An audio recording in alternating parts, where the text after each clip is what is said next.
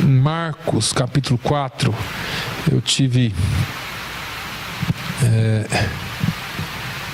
Marcos capítulo 4. Nós vamos ter hoje a partir do versículo 35. Nós vamos um pouquinho adentro de Marcos, mas eu quero trazer aqui algumas características ou algumas dos atributos que envolvem o poder de Deus na nossa vida.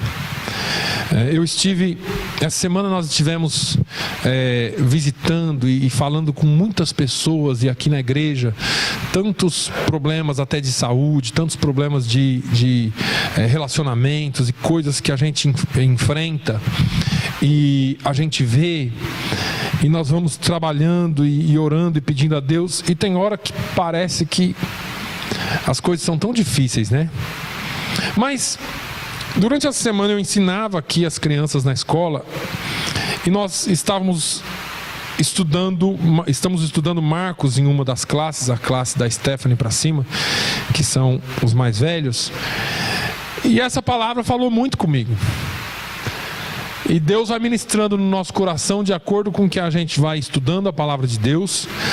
E eu gostaria de tomar alguns versículos a partir do capítulo 4, versículo 35, até o capítulo 5 todo de Marcos, porque existem alguns atributos do poder de Deus que às vezes nós esquecemos, e algumas coisas que Deus nos deixou, que Deus nos ensinou, que Jesus aplicou nas nossas vidas, e nós, por muitas vezes, influenciados pelo mundo, pela visão que o mundo tem das coisas, e pela nossa visão, nós deixamos de crer, ou deixamos de agir como se crêssemos.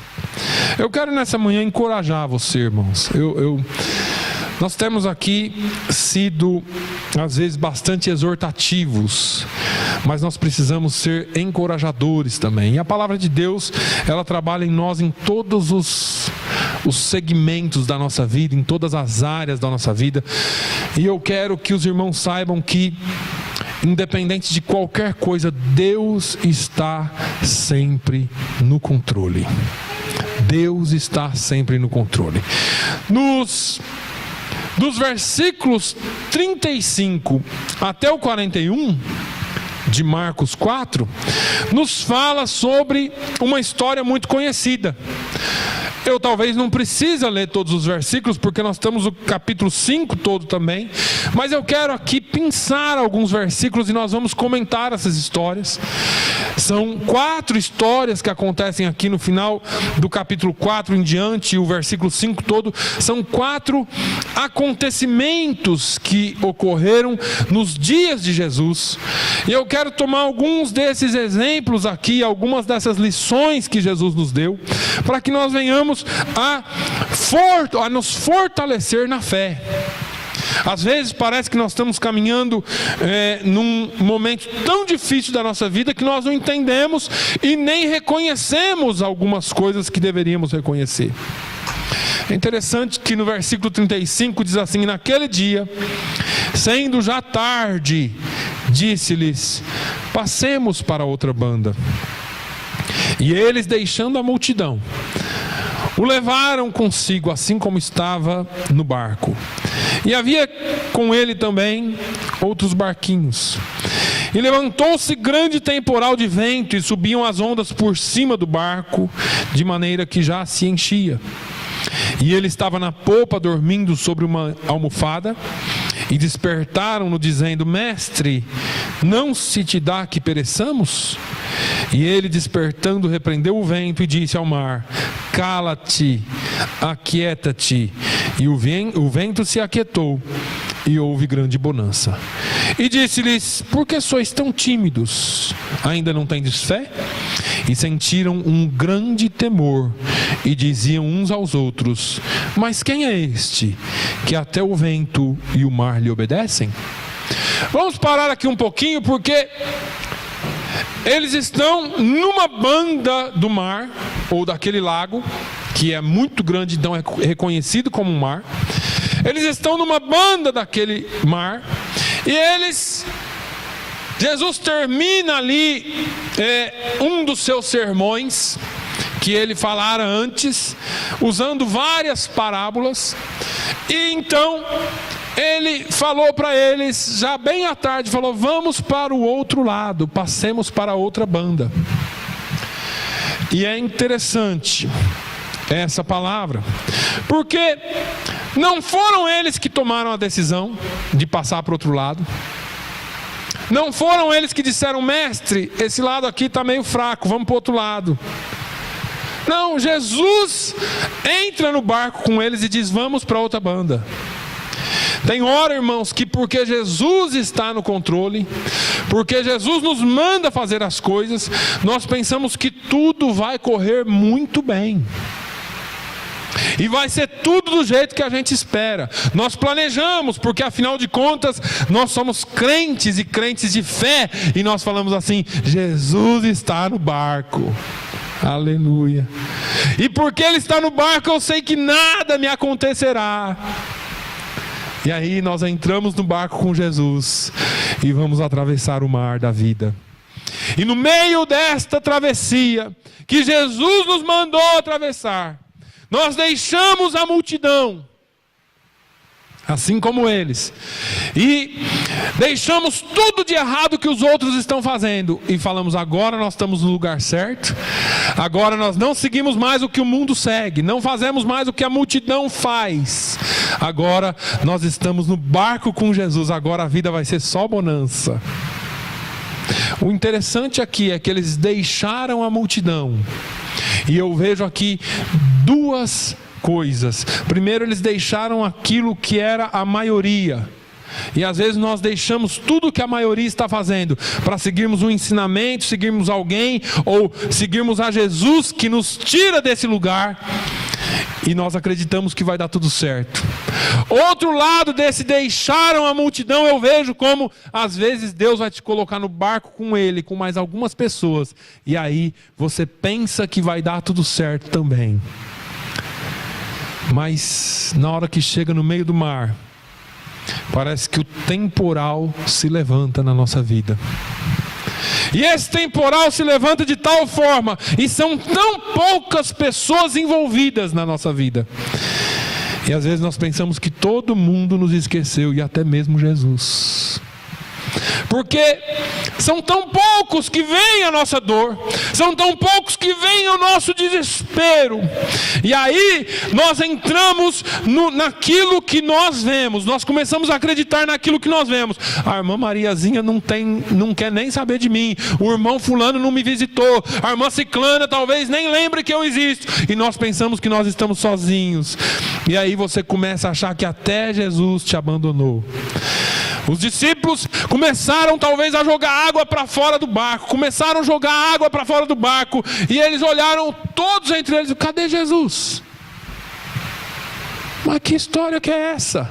Jesus me manda atravessar o mar. Quando eu entro no barco para atravessar o mar, o temporal vem e Jesus não está aqui para ajudar a gente a jogar água fora. Por quê? Porque nós queremos aplicar em Jesus os nossos métodos. Nós achamos que Jesus vai usar métodos convencionais para mudar a nossa sorte, enquanto nosso Deus é um Deus muito maior e vai além das nossas expectativas. Deus nem sempre usa o balde para jogar água fora do barco. Deus nem sempre vai usar alguma outra ferramenta para vamos lá no Home Depot comprar uma bomba d'água para bombear essa água para fora do barco. Jesus não é assim.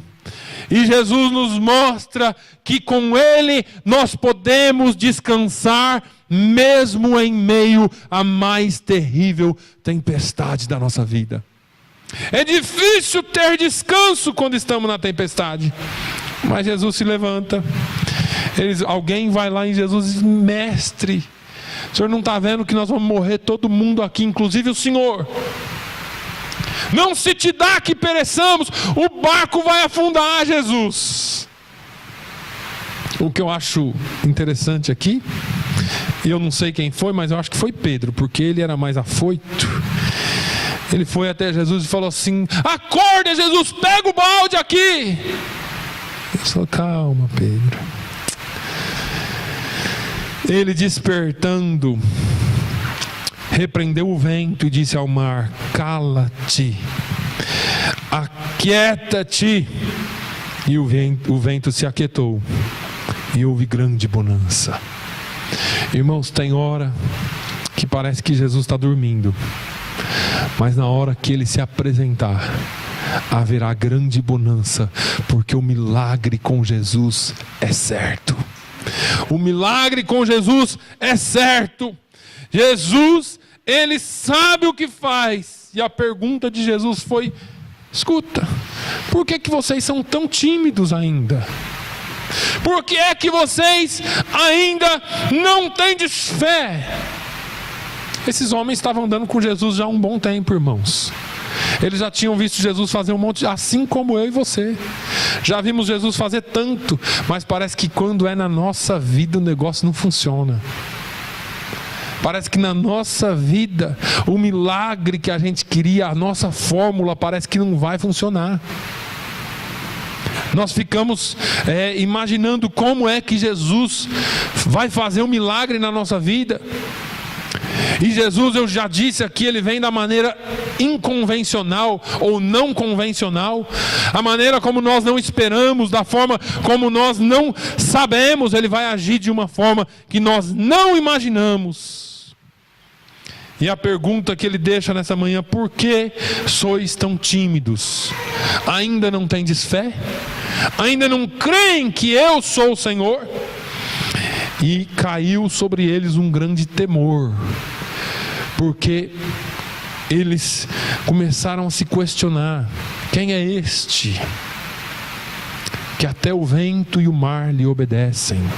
Quem é este? Guarde um pouquinho essa questão na sua cabeça. Quem é este que até o vento e o mar lhe obedecem? No próximo capítulo, eu vou falando com os irmãos e nós vamos aprendendo juntos. Eles chegam do outro lado. Aconteceu o milagre e eles chegaram do outro lado, lá na província dos Gadarenos ou Gesarenos, como estiver na sua tradução. Mas assim que eles saíram do barco, estava tudo bem, estava indo mil maravilhas. Afinal de contas, nós estamos no barco com Jesus. Ele acabou de acalmar o vento e o mar. A tempestade foi miraculosamente acalmada. Agora, eles acham que está tudo bem, quando lhe sai ao encontro dos sepulcros. Tinha lá um cemitério. Um homem com espírito imundo, o qual tinha sua morada nos sepulcros, e nem ainda com cadeias o podiam alguém prender. Porque tendo sido muitas vezes preso com grilhões e cadeias, as cadeias foram por ele feitas em pedaços, e os grilhões em migalhas, e ninguém o podia amansar. E andava sempre de dia e de noite, chamando ou clamando pelos montes e pelos sepulcros, e ferindo-se com pedras. E olha que interessante essa história. E quando viu Jesus ao longe, correu e adorou-o, e clamando com grande voz, disse: que tenho eu contigo, Jesus, Filho do Deus Altíssimo? É interessante que, presta atenção um pouquinho, nós somos discípulos de Jesus. Nós dizemos que andamos com Ele e Ele anda conosco. Nós dizemos que conhecemos a Ele. Esses discípulos aqui também viram Jesus fazer de tudo: água em vinho, pão multiplicando, peixe multiplicando, fazendo coisas que não são comuns. E eles começaram a perguntar: quem é este que até o vento e o mar lhe obedecem? Andavam com Jesus, mas não sabiam quem era Jesus. E eu acho que Jesus marcou encontro com aqueles demônios. E eu acho que Jesus, no reino espiritual, deu ordem a eles que os encontrasse ali. Porque Jesus tinha que se revelar de alguma forma para eles, mas ele não podia ficar dizendo, olha, eu sou Deus, eu sou Deus. Eles não iam acreditar da mesma forma. Então quando eles chegam naquele lado, do outro lado, na província dos Gesarenos ou dos Gadarenos, aquele homem gadareno vem. E ele era um homem perigoso, ninguém se atrevia a ficar perto dele. Porque ele vivia pelo cemitério lá e clamava noite e dia, gritava noite e dia. E se feria nas pedras. E vivia naquela imundícia, possesso. Nada podia segurá-lo. Porque o mundo aí fora trata o demônio como se fosse loucura. Eu não estou dizendo que não tem loucura, mas estou dizendo que o mundo trata o demônio como loucura. E eles tentavam acorrentar, tentavam segurá-lo, e nada podia segurá-lo. E quando Jesus vem, ele viu Jesus de longe. E quando ele viu Jesus de longe, ele correu em sua direção, e chegando perto, se prostrou e o adorou. Quando ele adorou a Jesus, ele fez uma pergunta: que tenho eu contigo, Jesus? Tipo assim, por que o Senhor veio aqui me atrapalhar? Por que o Senhor veio aqui? Eu não te fiz nada, eu estou aqui quieto no meu canto. E ele diz: Filho do Deus Altíssimo. Precisou de alguns demônios para responder a pergunta dos discípulos. Está tudo bem, mas tem hora que Deus faz as coisas acontecerem na sua vida, para que você saiba quem Ele realmente é. Porque às vezes você anda com Ele, você diz que é crente, mas você ainda não entendeu bem quem Ele é. Quem é este? Quem é Jesus? Quem é este?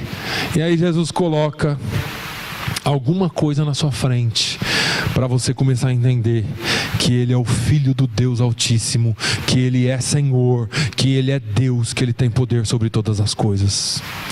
Aqueles demônios começaram a clamar, e não era um só. A Bíblia diz que Jesus perguntou o nome dele, ele disse Legião. Legião era um batalhão romano composto de pelo menos 4 a 6 mil homens. De 4 a 6 mil homens. Era um batalhão romano.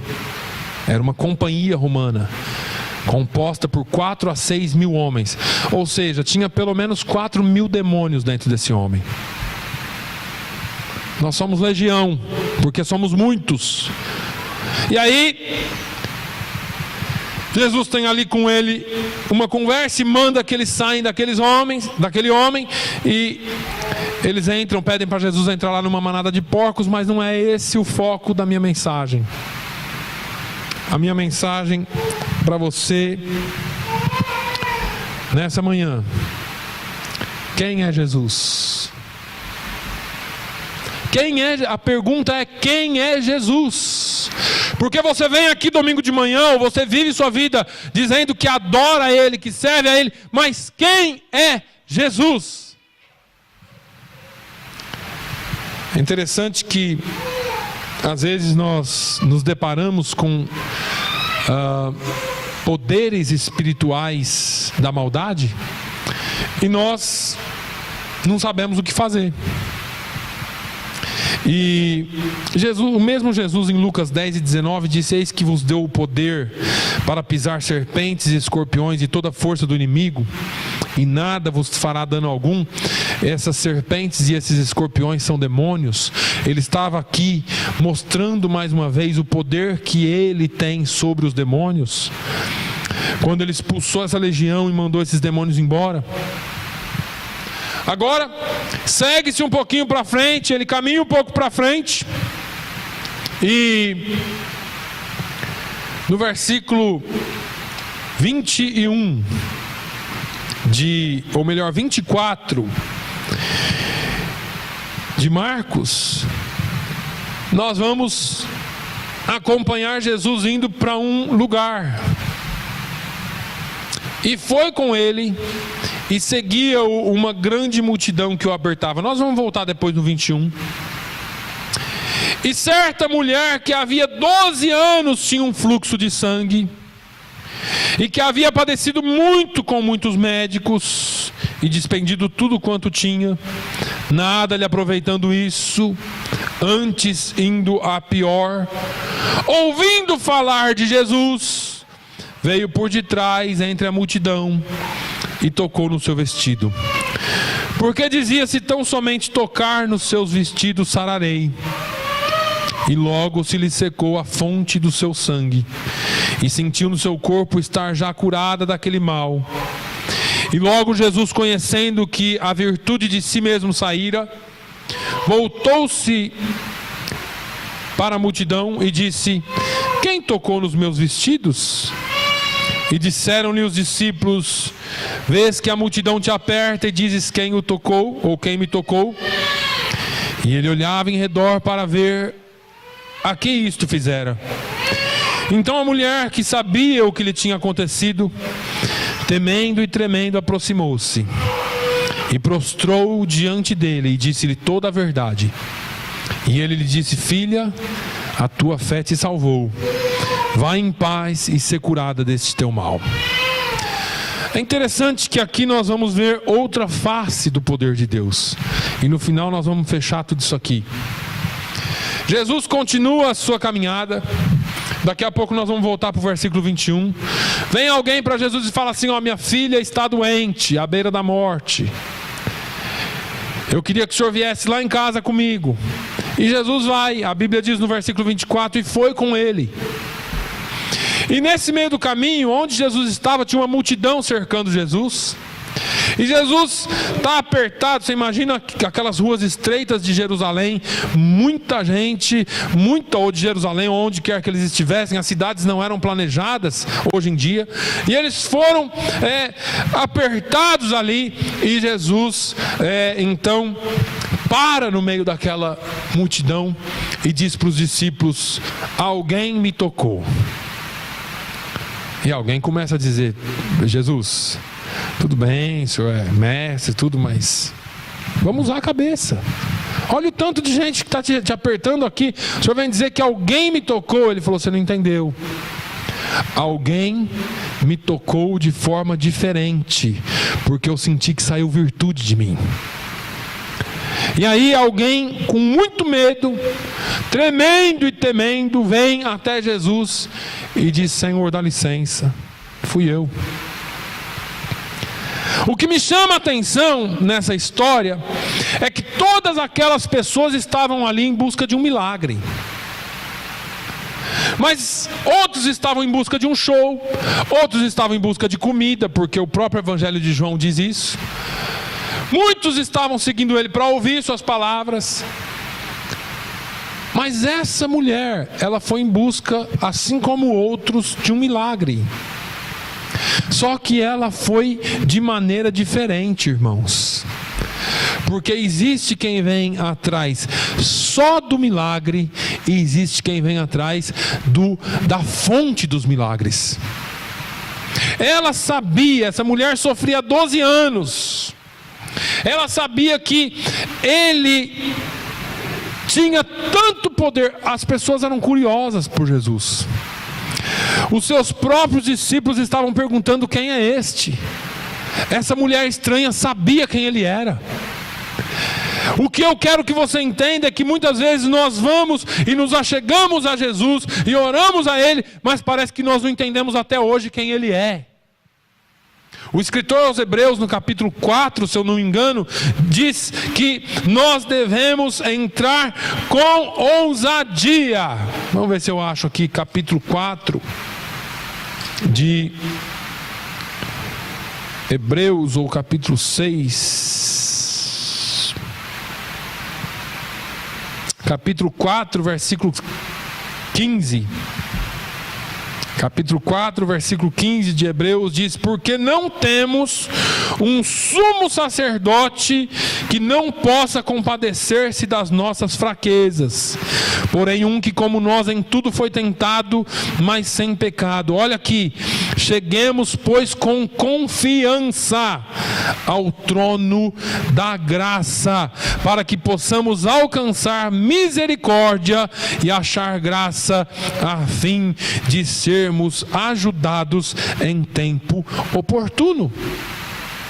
Essa mulher era considerada impura. Toda pessoa ou toda mulher no seu período, ela não poderia tocar nada ou nem ser tocada, porque era considerado impuro. E essa mulher já tinha esse problema há 12 anos. Você imagina uma mãe não poder tocar nos filhos, uma mãe não poder entrar na igreja, uma mãe não poder se aproximar de nada e nem de ninguém, já ter gastado tudo e nada funcionado, e ela, além da doença, ela carregava um peso muito grande do desprezo, porque a lei desprezava o impuro. Mas ela falou, ela reconheceu quem era aquele homem. Ela pensou consigo, se tão somente eu tocar. Nós, como discípulos de Jesus, nos acostumamos tanto com Ele, andamos tão junto com Ele, tão perto dEle, que nós muitas vezes parece que esquecemos quem Ele é. É a mesma coisa, sabe aquelas pessoas importantes? Talvez seja muito importante para você, que nunca vê, só vê na televisão, mas para quem convive junto já virou, como a gente diz no Brasil, carne de vaca. Já é comum. Eu acredito que os discípulos já estavam tão acostumados com aquele negócio, que se talvez algum dia não acontecesse um milagre, eles iam falar, ué, tem alguma coisa errada. Esse negócio é comum, milagre aqui no nosso meio é a coisa mais simples que tem. Mas eles estavam muito acostumados com aquilo, mas a mulher não. Porque o que é sobrenatural, o que é bênção, o que é milagre nas nossas vidas, irmãos, não deve ser tratado como coisa comum. Por isso que nós temos que contar as coisas que Deus faz na nossa vida. Por isso que nós temos que repartir os milagres que Deus faz na nossa vida. Porque milagre que Deus faz na nossa vida não é só do jeito que a gente quer também, irmãos. Deus faz do jeito dele. Agora, é interessante que essa mulher teve fé, ela foi curada, e ela saiu dali, não só sabendo para ela quem Jesus era, mas mostrando para outros quem Jesus era. E aí nós vamos para a segunda parte dessa história. Lá no versículo 21 de Marcos 5, a Bíblia diz: e passando Jesus outra vez um barco para outra banda, ajuntou-se a ele uma grande multidão, e ele estava junto do mar. E eis que chegou um dos príncipes da sinagoga, por nome Jairo, e vendo-o, prostrou-se aos seus pés e rogava-lhe muito, dizendo: minha filha está moribunda, rogo-te que venhas e lhe imponhas as mãos para que sare e viva. No versículo 35 em diante continua essa história, porque no meio do caminho Jesus foi interrompido por essa mulher. Olha aqui no versículo 35, estando ele ainda falando, chegaram alguns do principal da sinagoga. Esses alguns eram funcionários ou empregados dele, a quem disseram: a tua filha está morta. Por que enfadas mais o mestre? Ou para que enfadas mais o mestre?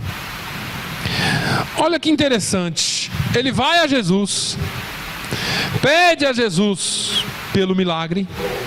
Jesus, vem na minha casa. Vem na minha casa, minha filha está para morrer, está moribunda. Jesus falou: vamos embora lá. No meio do caminho, Jesus é interrompido, acontece todo esse problema aí com essa mulher, ela é curada, e Jesus ainda está falando com ela. Chegam os funcionários daquele homem: patrão, mestre, deixa Jesus quieto, sua filha morreu. Eu acho interessante porque Esse homem, ele era o quê? Principal ou príncipe da sinagoga dos judeus. Ele conhecia a palavra, ele conhecia as promessas de Deus. Ele vem até Jesus contra tudo e contra todos, porque os príncipes da sinagoga, com raríssimas exceções de Nicodemos e alguns outros, vieram ter com Jesus ou com o Evangelho. Ele reconhecia em Jesus a promessa do Pai, a promessa do Antigo Testamento, ou da Antiga Aliança, e ele sabia que no mínimo Jesus era um profeta, no mínimo, porque ele veio ter com Jesus. Ele vem ter com Jesus, pede a Jesus um milagre, Jesus se dispõe a ir com ele, e eu sei por que é que Jesus foi com ele. Porque com todo o conhecimento que ele tinha e com toda a dureza de coração dos fariseus e dos judeus, esse homem foi ter com Jesus. Assim como Jesus falou com Nicodemos em João 3, assim Jesus teve a mesma disposição para fazer um milagre na vida desse homem. E ele vai, mas no meio do caminho vem a má notícia. E quantas vezes nós estamos esperando que Jesus faz um milagre e no meio do caminho vem a má notícia? Para de orar, não adianta mais. Quantas vezes nós ouvimos isso? Para de incomodar o mestre. Para que ficar orando? Já entornou o caldo. O leite já ferveu e já entornou. Já não dá mais para fazer nada. Aquele negócio seu lá, já decidiram o contrário. Aquela causa sua lá, já era. E nós nos decepcionamos e não continuamos na nossa busca pela graça de Deus. Jesus ouviu o que aqueles homens falaram. Jesus ouviu o que aqueles homens falaram para o príncipe ou para o principal da sinagoga. E ele vira para ele e fala assim: a tua filha, ou melhor, não temas, crê somente. Irmãos, esse negócio de fé é muito difícil, por causa da nossa visão. É difícil para você olhar para um defunto, ou alguém chegar em você e falar, morreu, e Jesus olhar para você e falar assim, não temas, crê somente. Que pai queria suportar um negócio desse? Quem é que aguenta um negócio desse? Olha, já foi decidido, e Jesus olhar para você e falar assim, não temas, crê somente. O que é importante que a gente entenda, irmãos, é que Jesus tem seus propósitos. E mesmo que as coisas não aconteçam do nosso jeito, Jesus ainda tem os seus propósitos. Jesus tem um plano original. Jesus não precisa trabalhar com um plano B. O plano dele é perfeito e será completo na sua vida. Acontece que muitas vezes nós somos atingidos por questões e circunstâncias externas que nos fazem querer sair desse plano original e dar um jeitinho, brasileiro ou português, que seja, qualquer um. Mas nós queremos dar um jeitinho. Nós queremos achar uma saída mais fácil para a situação. E aí, Jesus está dizendo, não temas, crê somente. Agora, Jesus tomou uma atitude muito importante aqui. Tem hora que nós temos que dividir as pessoas. Jesus falou, faz o seguinte, Jairo, fica comigo. Era o pai da menina. Você vem comigo. Pedro, Tiago e João, vem comigo. Os demais podem ficar para trás. Tem hora que a nossa atitude, irmãos, ou as nossas companhias, tem que ser pessoas que creem no milagre de Deus, que creem no controle de Deus sobre todas as coisas, não do nosso jeito, porque não pense que Pedro, Tiago e João tinham total certeza do que Jesus ia fazer. Mas eles obedeceram. Tem hora que você tem que falar: esse aqui eu não vou ouvir agora, esse aqui eu não vou ouvir agora, e nem esse aqui. Eu vou ouvir quem tem palavra de esperança para mim. Eu vou ouvir quem pode me dar palavras de esperança e não palavras de morte. Aí Jesus chega na casa de Jairo. Olha a cena na casa de Jairo. Desde o Antigo Testamento existia ou existe um costume entre os judeus de se contratar, os ricos contratam carpideiras ou choradeiras profissionais para chorar no caso de a morte de uma pessoa. Às vezes eles sabem que a família não vai vir muito, eles querem fazer algo maior, eles contratam mulheres, pessoas que choram. Isso aí você pode encontrar em Jeremias 9, nos versículos 17 e 18, fala sobre as carpideiras. Mas Jairo não estava em casa, ele saiu, a filha estava viva ainda. Quando ele encontra Jesus, ele está voltando e chegando, eu acredito que chegando próximo da casa dele, os empregados vêm e dão a notícia que ela já está morta. E ainda na ausência dele, alguém já tinha contratado tudo o serviço funerário. O pai já está tão arrasado que nós não vamos nem deixar ele fazer. Vamos nós mesmos contratar o serviço funerário, já vamos contratar alguém que vai embalsamar o corpo, já vamos contratar alguém que vai estar aqui chorando quando ele chegar, que pelo menos a gente já sabe que o negócio vai ser assim mesmo, então a gente vai adiantar o serviço para ele. A cena é essa: Jesus chega na casa com Jairo e seus 3 discípulos, e está aquele monte de gente chorando e lamentando a morte da menina. Uma choradeira. E aí Jesus pega o pai e os discípulos, e a pergunta que ele faz quando chega na casa: por que vocês, ou por que vós alvoroçais e chorais? A menina não está morta, mas dorme. Aqui tem a visão de Deus para a sua vida, e tem a visão do mundo para a sua vida. Deus está dizendo assim: só está dormindo. E o mundo está dizendo: já morreu. Já era. Esse negócio aí não dá mais certo. Não tem mais saída. E Deus está dizendo assim: só está dormindo.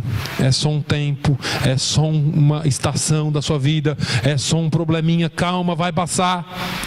E aí quando você fala isso aí para as pessoas, elas dão risada na sua cara, porque eles riram de Jesus também. Olha o próximo versículo. Versículo 40. E riam-se dele. O que Jesus fez? Dá licença, dá licença, dá licença. Fica do lado de fora, que o negócio aqui agora é mais sério. Tem hora que essas pessoas que não têm fé, ou não estão comprometidos com a mesma fé que você está, não podem fazer parte daquele momento. Como que você vai orar para Deus fazer algo, se tem alguém do seu lado rindo e torcendo contra? Isso aí está doido. Esse homem ficou louco, essa mulher está doida. Vai curar nada, vai fazer nada, vai livrar nada, vai libertar nada, vai salvar nada. Não está vendo que o negócio já está ruim demais? Não está vendo que não tem mais jeito? Vem aqui o pai, vem aqui a mãe, vem aqui os meus discípulos, vamos entrar aqui, fecha as portas, não quero ninguém aqui dentro. Quem vai ficar rindo, que fique rindo lá fora. Chegou dentro do quarto da menina, pegou na mão da menina e disse: menina, a ti te digo, levanta-te. Você acha que a menina estava morta ou viva? Morta ou viva? Para Deus, viva. Para nós, morta. Ela já havia morrido. Mas Deus é o Deus da vida. E eu não sei o que aconteceu ali, eu não sei como que a vida fez para voltar e entrar nela, isso não importa. Eu só sei que a vida voltou e entrou nela. Jesus disse: menina, levanta-te. E ela se levantou. É interessante que não era mais um bebezinho, não era, tinha 12 anos a menina, fala a Bíblia. Já tinha 12 anos. E assombraram-se com grande espanto. Agora, a menina ressuscitou, o pai creu na palavra de Jesus, porque o pai podia ter ouvido os homens falarem, já morreu. Mas ele ficou com a palavra de Jesus, não temas, crê somente. Não temas, crê somente. E aí eu volto a te perguntar, quem é Jesus para você? Porque eu decidi conversar com os irmãos e perguntar isso, porque, irmãos, todos nós vamos passar por lutas nessa terra. Todos nós. E quando vem a luta é difícil, porque nós temos sentimentos humanos e são naturais. Choramos, nos entristecemos, sentimos um peso enorme sobre as nossas costas, e isso tudo é natural e ninguém tem que se lamentar por isso. Mas o fato é que lá no fundo, em quem é que você crê? No que é que você crê?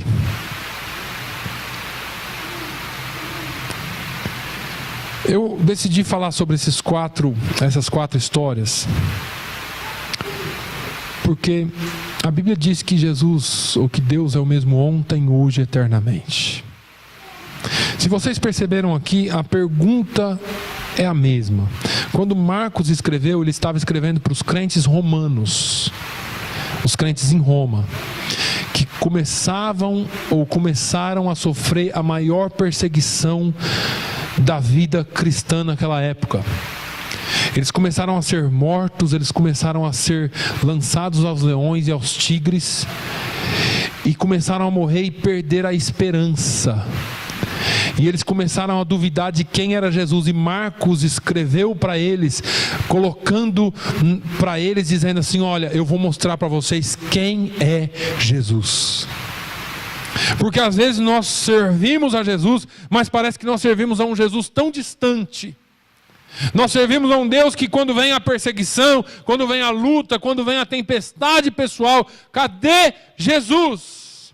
Ou ele está dormindo no barco, ou nós não entendemos muito bem essa questão do mundo espiritual, ou existe uma doença, ou existe até a morte batendo à nossa porta, e nós parece que estamos cegos e não entendemos quem é Jesus. Esses 4 textos que nós lemos mostram um Deus que está sobre todas as coisas. Mostra Jesus como Senhor sobre todos os elementos da natureza. Quem é este que até o vento e o mar lhe obedecem? Quando eu leio essa história, eu vejo um Jesus que está e é sobre todo o reino espiritual, onde até os demônios lhe reconhecem e se prostram diante dele e dizem: que tenho eu contigo, ó Filho do Deus Altíssimo? Quando eu leio esse texto, eu vejo que Jesus é e está sobre toda e qualquer doença física do nosso corpo.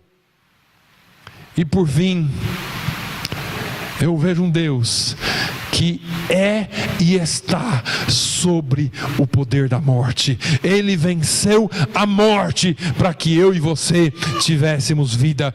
1 Coríntios, capítulo 15. Paulo, falando aos coríntios, ele não quer que eles estejam também desanimados com relação à morte. Uma vez que todos nós vamos morrer. No versículo 51 de 1 Coríntios 15, ele começa: eis que vos digo um mistério. Na verdade, nem todos dormiremos ou morreremos, como você quiser interpretar, mas todos seremos transformados. Irmãos, para um pouquinho aí. Você pode morrer ou não, Jesus voltar ou você morrer, o importante é que todos seremos transformados. 1 Coríntios 15 e 51.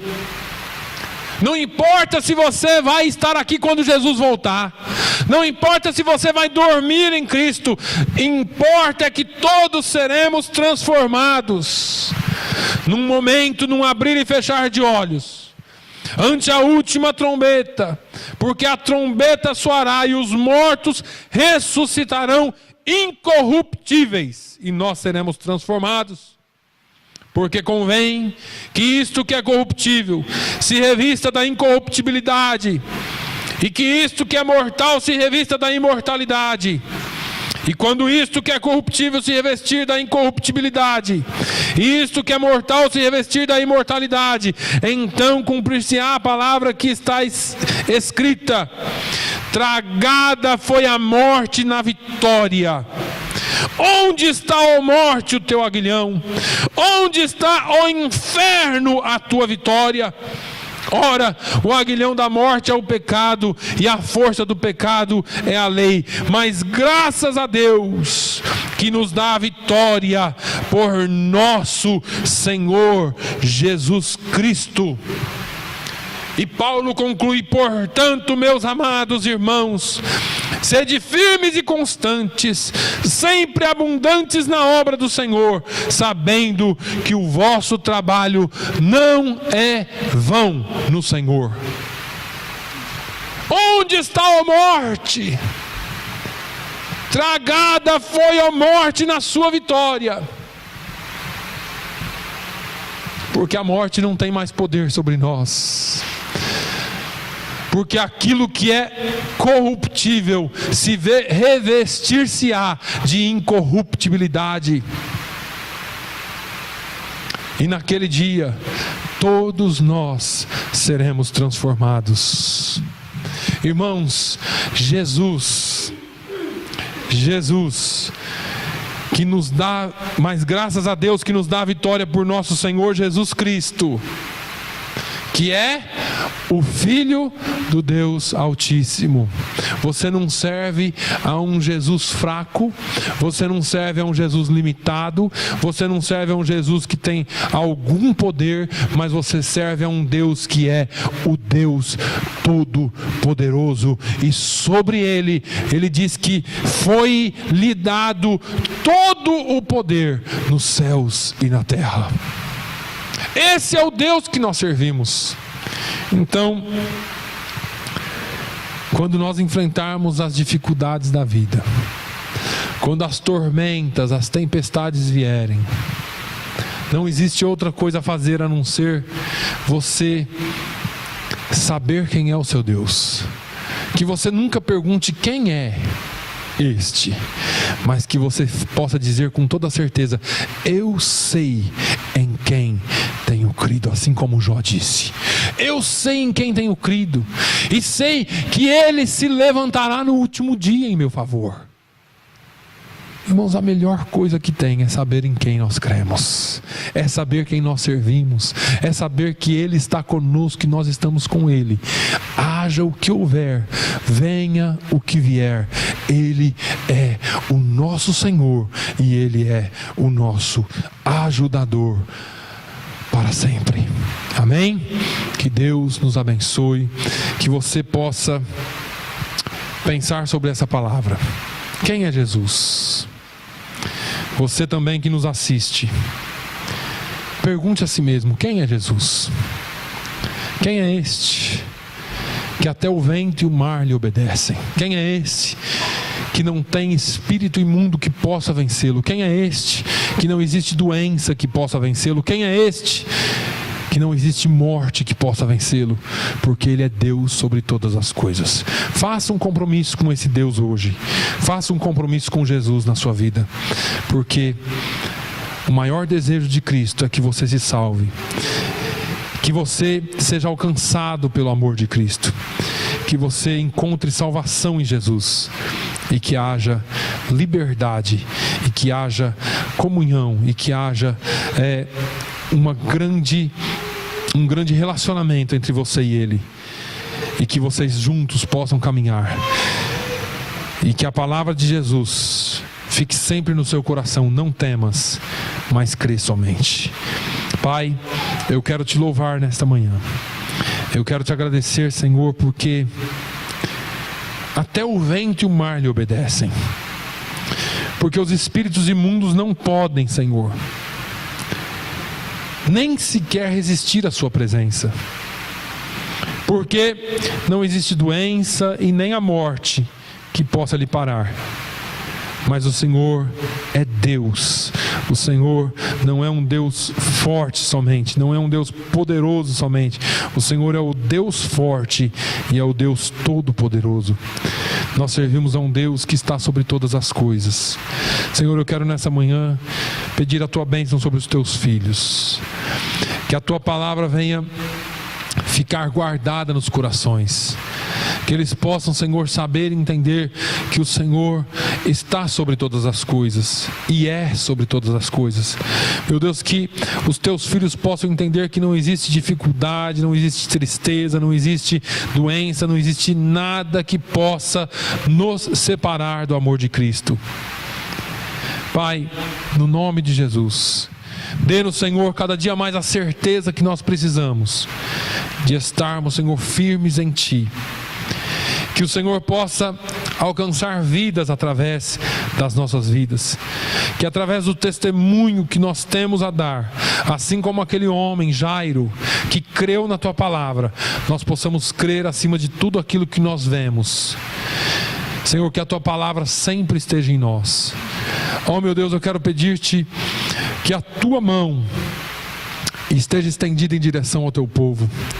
Ó Senhor, se alguém precisa de uma bênção, de um milagre, que o Senhor estenda a Tua mão. Que a Tua cura, Senhor, que a Tua força, que a Tua graça sustentadora, Senhor, e fortalecedora possa nos encher nesta manhã. Que nós saiamos daqui, Senhor, não somente um pouco mais fortes, mas saiamos daqui com toda a certeza de que o Senhor é conosco, e o Senhor é forte, grande e poderoso. Pai, no nome de Jesus, dê-nos uma semana abençoada. Que essa semana seja uma semana de bênçãos e que nós possamos estar sempre prontos a Te servir. No nome de Jesus nós Te agradecemos e oramos. Amém. Que o amor de Deus, a graça do nosso Senhor e Salvador Jesus Cristo, a comunhão e a consolação do Espírito Santo seja sobre todo o povo de Deus, hoje e sempre. Todos digam amém.